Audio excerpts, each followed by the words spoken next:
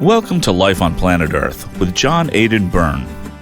We've known, at least since the Obama administration, that young people, particularly whites, particularly male, are organized. Antifa is one of the umbrella groups, but there are nests of others. There were environmental attacks that were happening during the Bush administration. It appears that Mr. George Soros helps to fund. That was Horace Cooper commenting on the riots that have rocked the nation since the shocking, sad and brutal death of George Floyd in Minneapolis. Horace is a senior fellow with the National Center for Public Policy Research in the US and co-chairman of the black activist group Project 21. And he has lots more to tell us. Why are people like Benjamin Crump, commentators like Don Lemon on CNN, making claims like we want this? It is the very kind of dangerous behavior that black Americans hear over and over again. In a moment, we'll bring you our full interview with Horace Cooper.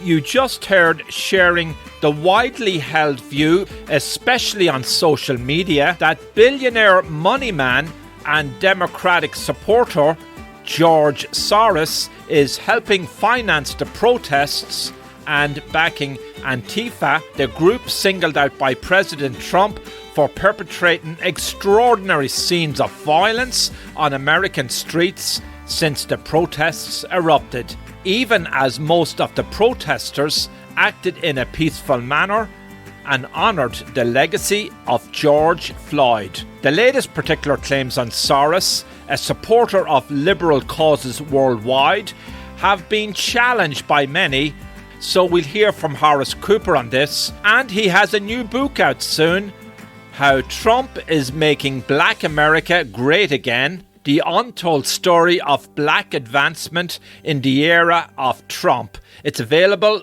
from Simon & Shuster. I'm your host, John Aidan Byrne.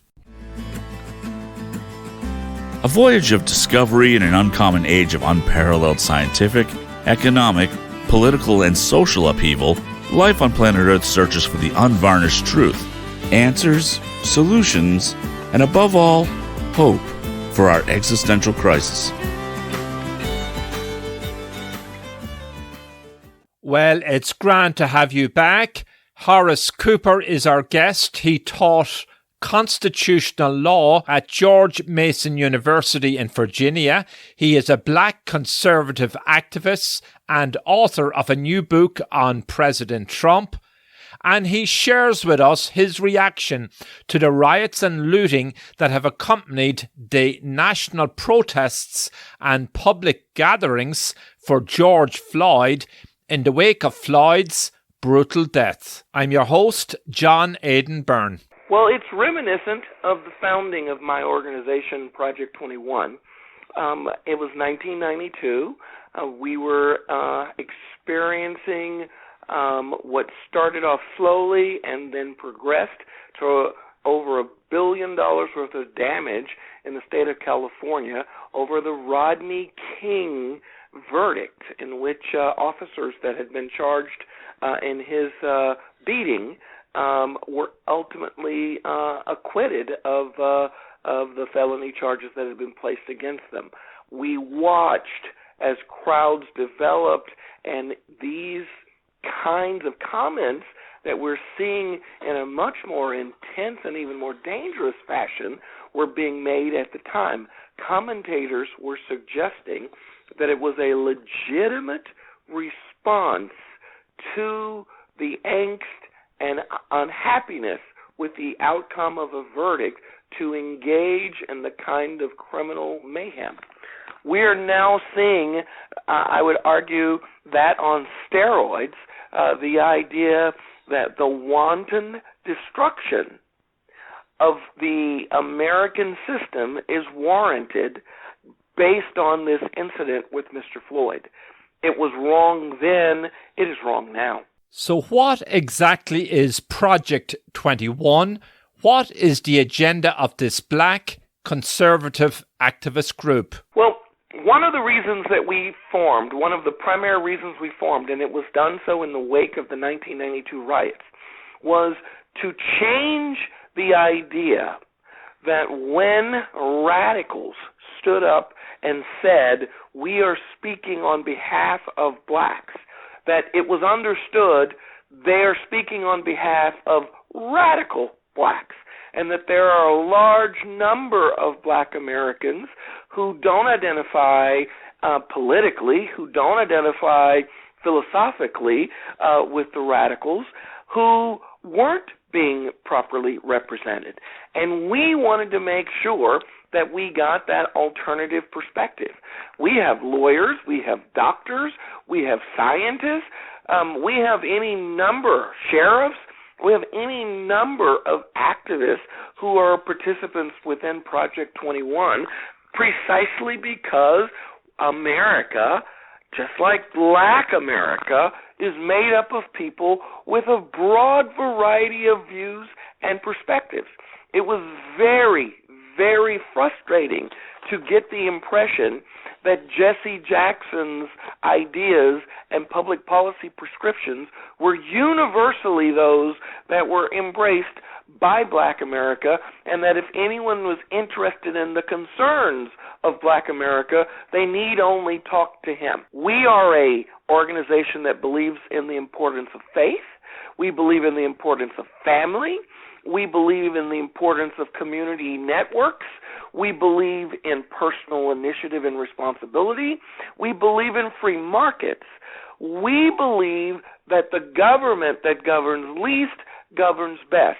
And we believe that those very traits are the kinds of things that have made America such a remarkably exceptional country, and as a consequence has created more wealth for black Americans, educated more black Americans, created more job opportunities for black Americans, created a higher standard of living for blacks than on any other place on the planet. And why would you expect black Americans to say, let's get rid of that and let's try untested schemes, newly neo-wrapped Marxism that we know can't work, couldn't theoretically even work? Why would you throw out time-tested techniques that have succeeded and that many black Americans enthusiastically support for these new, untested, wild, fanatical theories? I asked Horace Cooper how much popular support his group has in the community. So we don't measure our support by membership. We measure our support by belief systems. And so a sizable number, it depends on who's doing the survey. Are you asking Gallup? Are you asking Pew? Who are you asking? But a sizable number of black Americans say that they are pro-life. A sizable number of black Americans actually almost universally say, in higher numbers than any other group, any other racial group in America, that faith needs to play a central role in their lives and in the society as a whole. A substantially large number believe in the death penalty, not quite a majority, but nearly more than 40+% believe in the death penalty. Some 55% regularly say that the traditional crime control techniques where law enforcement holds people accountable and punishes them are legitimate and useful in their community. Personal responsibility is better than collective responsibility. So when we look out and see what black Americans are saying, how black Americans are living their lives, we see the broad support. In a nation of 300+ million, it's not that surprising that you could have several 100,000, nearly 1 million active members who are Second Amendment advocates. These are the kinds of things that the mainstream media don't talk to us about. Well, I pressed Horace Cooper, a very successful middle-class professional, a national leader, once a senior counsel to the US House Majority Leader Dick Armey, a Republican, to dispel any notions he may somehow be out of touch with the lives of the average black American. Well, a couple things. Let's go back to January of 2020. January of 2020, what we saw was unprecedented wealth creation in America, and overwhelming, a disproportionate amount of that was going to black America.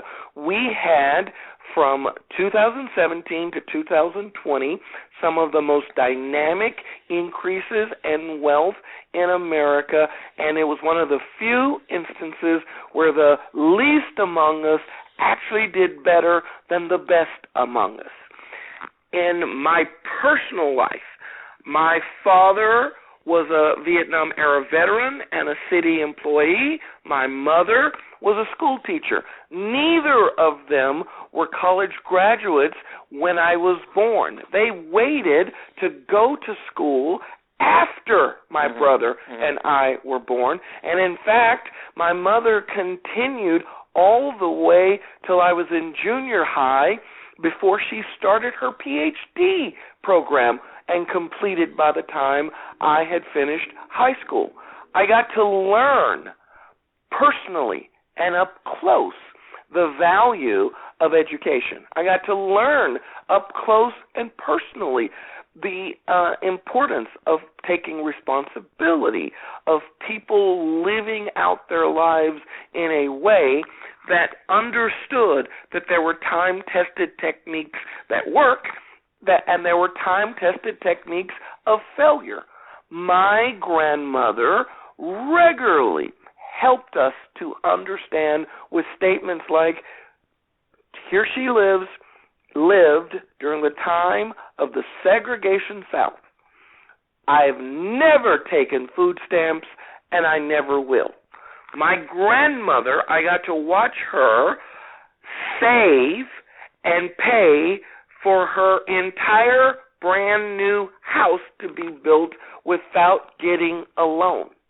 She didn't come from a wealthy household. She didn't come from a wealthy family. She came from sharecroppers. But what she did understand was the importance of personal concern about economic matters, about making sure that you were careful with a dollar. My grandmother actually collected. There was a time when most people, when they got soft drinks, they were in glass containers. My grandmother would collect those. She would save those. She would turn those in. She lived in a way that showed what was possible, and she would point out those who were doing the kinds of things that would make their lives more difficult. The problem is that my grandmother's views were dominant for her generation. They're not given nearly the prominence that they deserve in the mainstream media today. Is there systemic racism in American society? See, I'm going to just tell you candidly, I don't understand what that concept means. Here's the truth. The truth is, in the beginning of the 20th century, actual racism involved people taking a rope and hanging people till they died. Actual racism required going into communities and telling them not to show up on election day, and when they did, at the actual voting site, destroying their ballots right in their face. Actual racism said, you can't eat here. You can't sleep here. My father actually had to have a special map that he used when he wanted to leave the state so that he could make sure that he could get gasoline and other necessities at locations that would actually serve blacks. What state was your dad in at that point? Oh, Texas. Texas. I was born and raised in Texas. And you are based now in?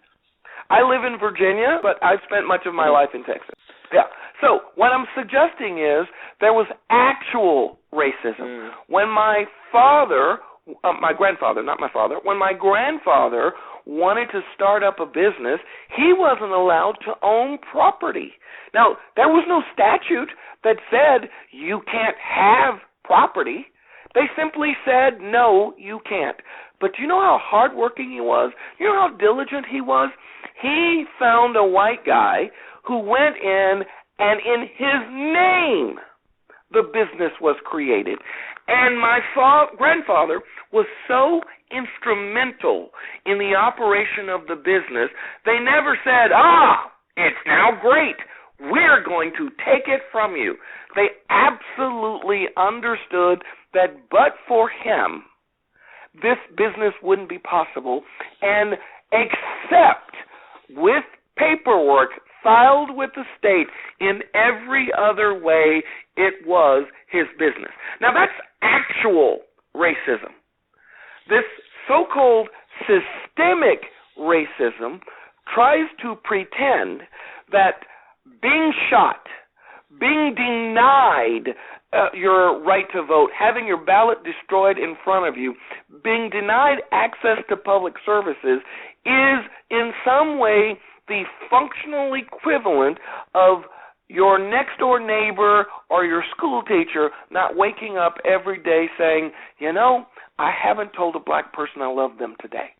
Well, I'm sorry. My grandmother would reject that mindset, and I do today, and I wish more in the mainstream media would call people out when we see this claim that systemic racism, where there isn't a particular bad person, there isn't a particular bad victim, there's some generalized universal construct that is causing it, that is the functional equivalent of that.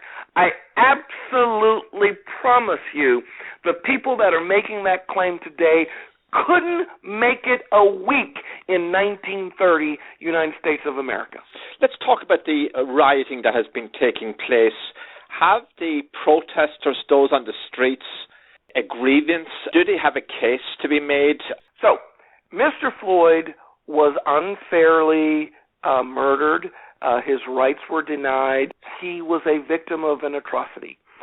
We live in a country based on the rule of law. I can tell you the things I just said about what happened to him and still not say, and then we should grab the 4 officers, line them up against a wall, take our pistol out, and shoot them. Now, if you agree with me that we shouldn't do that, then you need to ask, well, why? And the reason why is that we actually don't have a system of vengeance. We have a criminal code where we hold people accountable. Our system actually has trials, a jury, and its purpose is, it's not axiomatic. You don't know the outcome going in. Our entire system is actually predicated on the idea that scores of guilty people may go free so as to minimize the likelihood that an innocent person will be held accountable for an action that they didn't commit. A person who tells me that our system is unfair because we can't guarantee the outcome of those that committed this atrocity being held accountable is a person that is wishing to throw out a very remarkable, ahistorical, let me say that again, ahistorical, this concept that we use is one that is unique on the planet in terms of time. You go backwards in time 300 years and you find it harder and harder and harder and harder to get a concept where the criminal system predicated itself on letting guilty people go free if that was the best way to make sure that innocent people weren't held culpable. I hear people making these claims.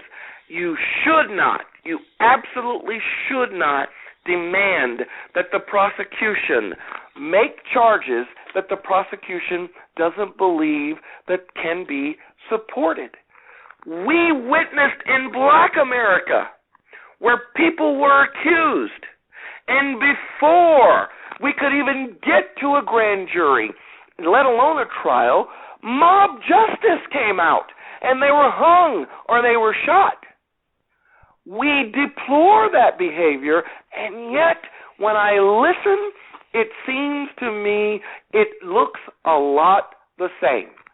I would argue that those so-called progressives need to rethink their condemnation of the racists of the late 19th and early 20th century, because many of those people operated on the basis of political expediency. They threw principle to the wind, and today progressives operate on the basis of political expediency, and they throw principles to the wind. Do you think there are sinister outside forces infiltrating the riots, paid to gin up trouble? Oh, absolutely. Sinister might not be the right word. Very diligent, dedicated advocates who hate the American system are seated in with the protesters, and they are all across the country participating in these events.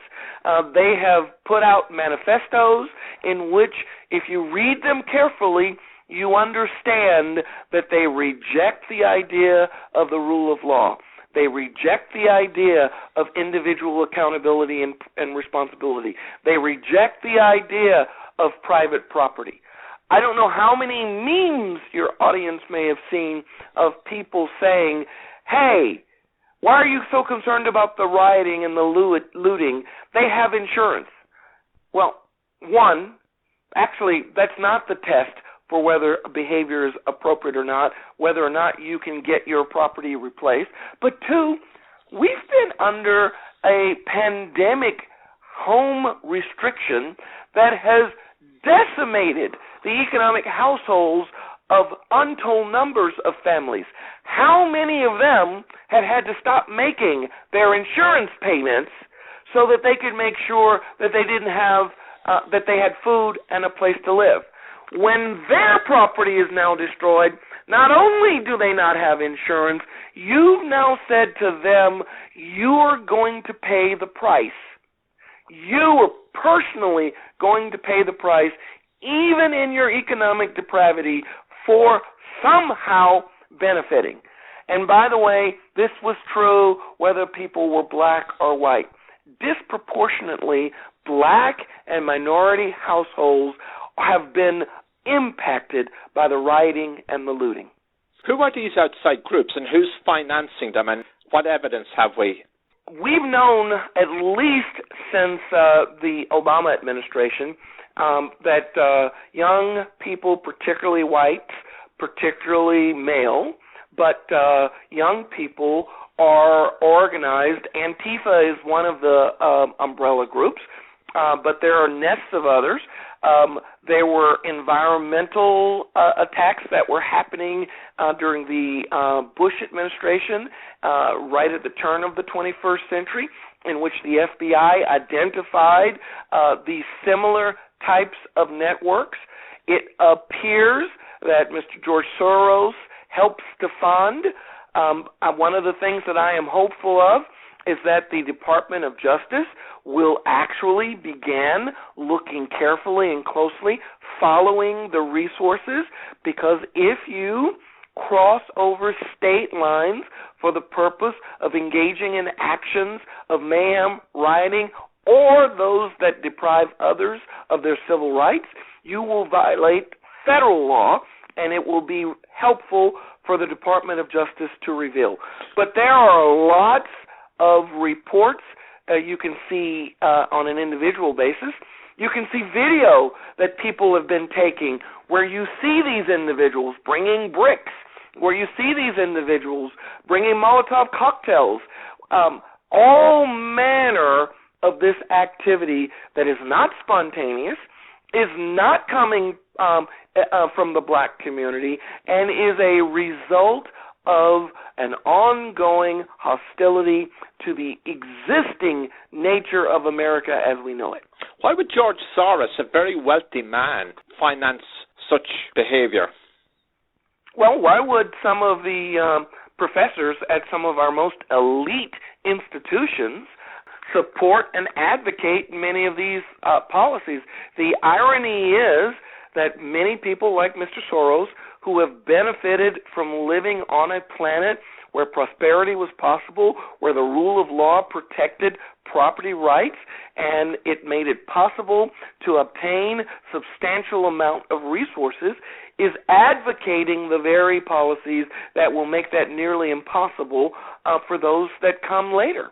We have professors that do the same thing. You may make $160,000, $180,000, $300,000 as a professor or head of a department, and you may be erroneously under the impression that income comes from the university, not from the labor and effort of enterprising people from all walks of life. Many of these academics make claims and advocate policies that would preclude people in future generations from being able to even provide the very wealth that was given to these same institutions. We'll be back after the break. I'm your host, John Aidan Byrne. Why are 20 veterans a day taking their own lives? In this new gripping, brutally honest memoir, Iraq War veteran Tom Voss reveals the answer and an unexpected solution to the veteran suicide epidemic. Driven to the brink of suicide by the moral injury of war, Voss walked 2,700 miles across America in search of healing. What he found was something medication and talk therapy couldn't give him: relief from the guilt, shame, and sorrow that had been torturing him for years. A relief that came in the most unexpected form: meditation and sacred breathing techniques that shattered his understanding of war and himself. Dr. David Shulkin, 9th Secretary of the VA, says Where War Ends will inspire countless others, leaving them with a sense of purpose and hope.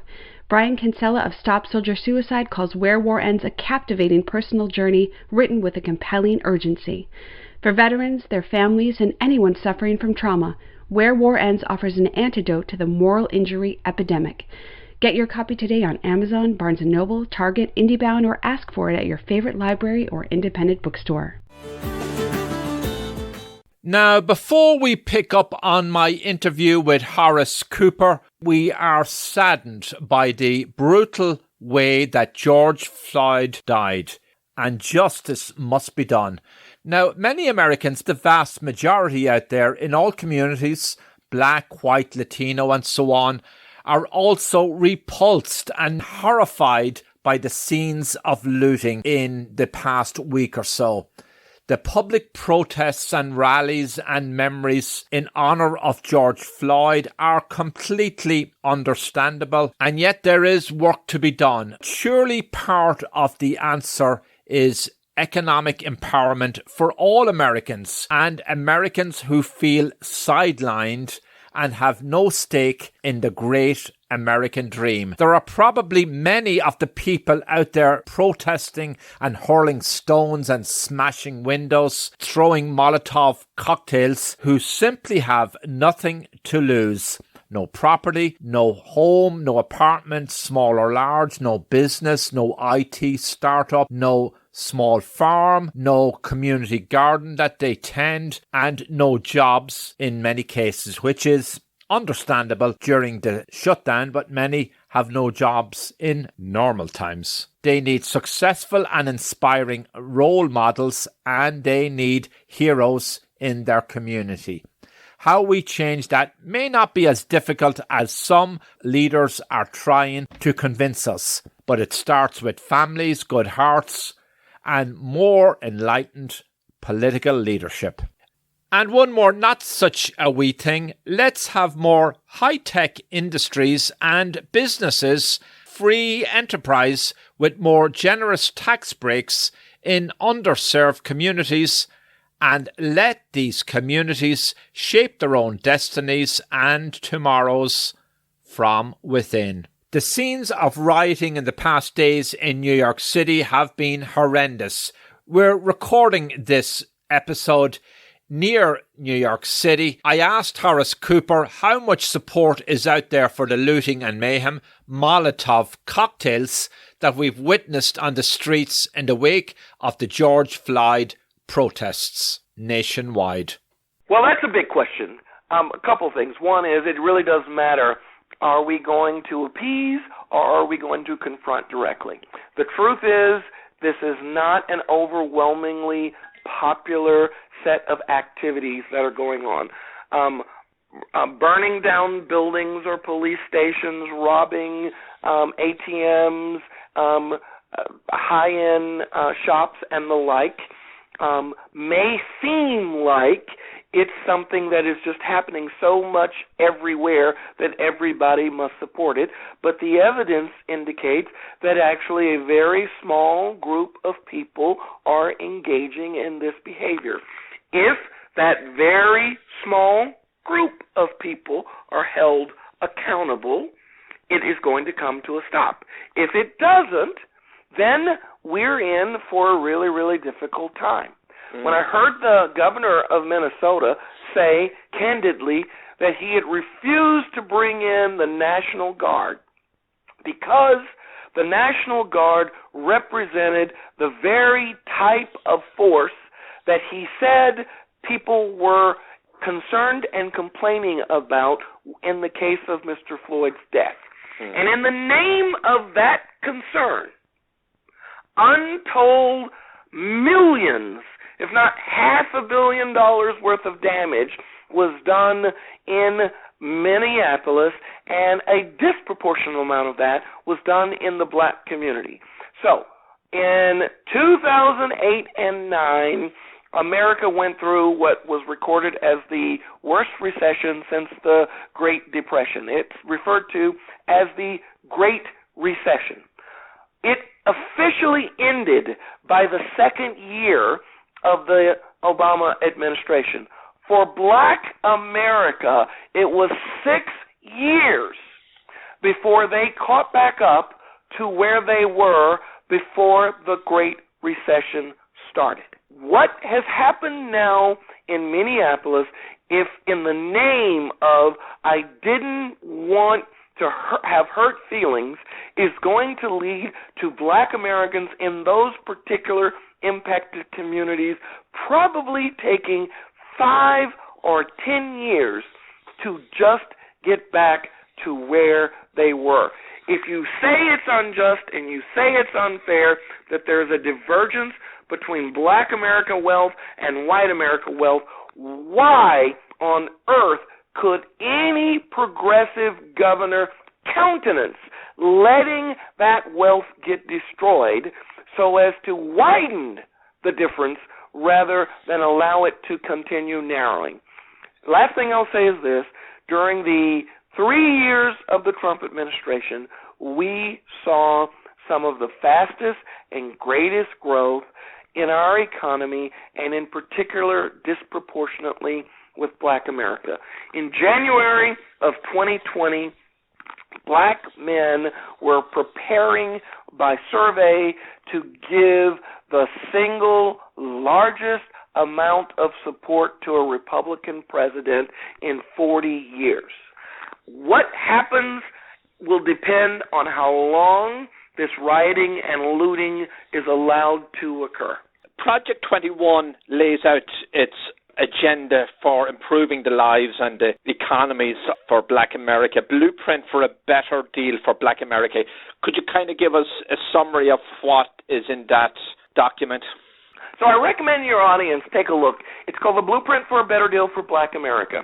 Here's what's misleading about it. Most times when you see something like that, it means I got to take from a white person or a brown person or whatever the racial group is and hand to a black person. Our recommendations are exactly the opposite. We believe that we can grow this economy. We believe that we can improve this society. And we believe that when that happens, we can all prosper and benefit. We don't need to be at war with one another.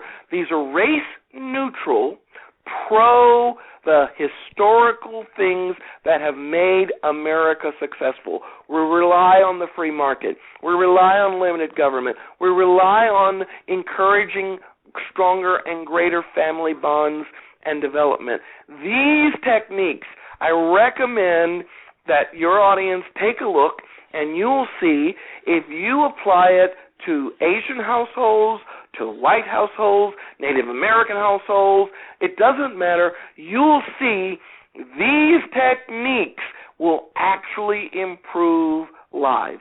And that's why we wanted to make sure, because we've been watching.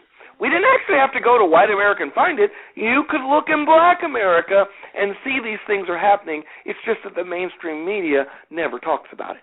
The opportunity zones that came out of the current administration, do they fit into the blueprint for a better deal? Oh, absolutely. It's one of our recommendations. In fact, we had quite a few recommendations that have been adopted. The Department of Education has adopted several of our recommendations. The Department of Energy has adopted. EPA has adopted. We are working with local and state governments. We went to Ferguson, Missouri, and sat down with the elected leadership and talked to them about the policies, including shifting. This is something that seems complex but isn't. Shifting the responsibility for compliance with regulations away from law enforcement so as to make sure that when Americans encounter law enforcement, it is because the law officer is carrying out a traditional role, preventing a rape, preventing an assault, stopping a robbery, rather than making sure your car has a working tail light, or the brakes work properly, or your grass is at the right height. These things need to be done by non-law enforcement so as to allow in the black community and in other communities where there's poverty, people not to be worried that the encounter with law enforcement is just about going to get a new fine. Find ways so that law enforcement can be welcomed in its traditional role, and if you're going to be the tax man, let the tax man come, and if he's unpopular with white America, he's unpopular with Asian America, and everyone. And then it's incumbent upon the tax man to figure out what he or she is going to do to be less unpopular. So new strategies for law enforcement and policing in black and other communities. We actually think we could do this nationwide, that particular concept. But another one is that we're asking for law enforcement day on Sunday or in other faith traditions when they gather. Bring representatives of the law enforcement community in and let them talk about how they serve our community. And let us see them in a setting where they can be welcomed and appreciated. Again, this isn't about black or white or brown. This is about understanding that we have a circumstance that in too many instances is distorted. Black men are actually overrepresented in law enforcement. It is the height of irony that it is a talking point of progressives. Nationwide, yes. That law enforcement is anti-black. Fascinating. So their numbers, they're represented proportionate to their size in the community. Yes, Black American men are slightly less than 7% of the population, and they're nearly 9.5% of all law enforcement officers. So why the antipathy in some communities, in black communities, to patrol cars cruising through?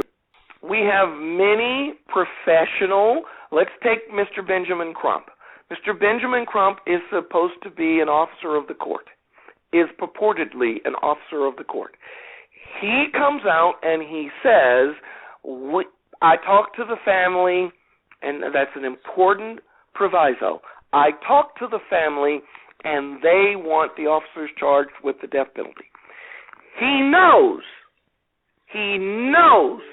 as an attorney that what you seek as a victim isn't the relevant factor in actually charging. What is relevant are the circumstances, the statutes, and the ability to achieve a conviction. If you overcharge in Minneapolis, you're going to likely get an acquittal. He knows that. And this is why the American Bar Association says to prosecutors, it's important that you actually charge the crime that the people have committed and not undertake efforts to overcharge. One, it creates the impression in the public eye that the criminal justice system doesn't work. And two, it is improper and unfair and arguably unconstitutional to hold a person accountable for crimes that they didn't actually commit. We started this conversation off with the idea that our system is designed, our criminal justice system is designed that even the guilty may go free rather than have innocent parties unduly be held accountable. Why are people like Benjamin Crump, commentators like Don Lemon on CNN making claims like we want this? It is the very kind of dangerous behavior that black Americans hear over and over again. You hear it from President Obama with his most recent statement. You hear it from Nancy Pelosi, the Speaker of the House. A number of prominent leaders on the left regularly say to black America, there is no reason for the circumstance that you find. There's no reason for what they call the disproportionate level of incarceration. There's no reason for the disparate nature of the incomes of whites versus blacks. If you normalize for educational attainment, there is a negligible difference in the net wealth of American households, and in fact, black women edge out the others once you just set both party or all parties being compared on the basis of wealth. With regard to prison populations, if you look at the number of people who are robbed, the number of people who are raped, the number of people who have had their homes burglarized or their cars stolen, we're supposed to believe that those elevated number of people who had this happen are lying and claiming that blacks did this to them. That a black woman on the way home from the pharmacy who is assaulted would lie and tell us that a black person did this to us. Rosa Parks, before she died, left Alabama and moved up north to Detroit. She was assaulted. We're supposed to believe in her home she was assaulted. We're supposed to believe she lied and said it was several black men who did this to her. Overwhelmingly, the victims of these crimes tell law enforcement who the people were that did the crimes, and when you look at who they are identifying, I'm talking about the victims, people who would want their criminal attacker found. Overwhelmingly, the highest percentage is black men between the ages of 14 and 30. That is why there is a disproportionate number of people sitting in prison. If those people didn't rape, if they didn't engage in assault, if they didn't engage in burglary, and they didn't engage in the mayhem that they do, that cause their victims, when they are asked by law enforcement to identify, to help them figure out how to hold accountable, we would not have that disparity. And none of that is ever told to black America on any consistent basis. What about the calls by Obama and several leaders for the protesters to knock off the violence? Should they speak out more boldly? If Black America were an actual country, there would be so many known countries that would be below it in terms of its economic power and well-being. That's India, that's Russia, that's China, that's Brazil. Known countries would be well below the prosperity and power and capability of Black America. What Barack Obama, what Joe Biden, what Nancy Pelosi, what a number of progressive leaders ought to be doing is telling the truth. A country that once wronged you has made you the most prosperous, the most capable, the most literate, the most housed population of Black people on the planet. This is not the place where people are going to crucify you. This is not the place where people wake up daily trying to deny you your hopes, your dreams, and your aspirations. This is the place where all of that is possible. That's the message that they ought to be saying. There is no reason when you see the attention that Mr. Floyd's death got, that you would assume that nothing would have been done unless we came out and held a rally. That's just simply fatuous. Yep. It just isn't justified by reality. What he should have said is, what are you doing to prepare yourself for the amazing possibilities when the pandemic ends and this economy takes off like a rocket ship? That's what President Obama should have been saying, instead of what he did say. Are there any other reforms that could be made and should be made that would improve the lives of the Black community? I know you lay a lot out in the blueprint for a better deal. For 54 ideas. That's the kind of thing that is remarkable and exceptional. Now, I have a book that's coming out in less than 30 days, How Donald Trump is Making Black America Great Again, where I talk about just the last 3 years, what has been happening within Black America, what are the techniques and policy activities that are, and that's available by Simon Shuster. Very interesting timing. When did you get to work on it? It's going to be great interest in the book. I would hope so. What caught my attention was how many record low unemployment rate were achieved for Black Americans under the Trump administration. We reached 7 separate records. 7 times it was the lowest in 50 years.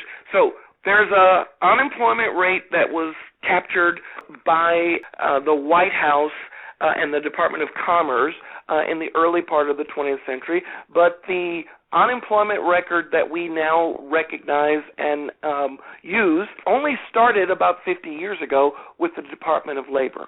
And with that record, Donald Trump is on, in 3 years, 7 separate times for having the lowest unemployment rate for Black Americans, 7 separate instances.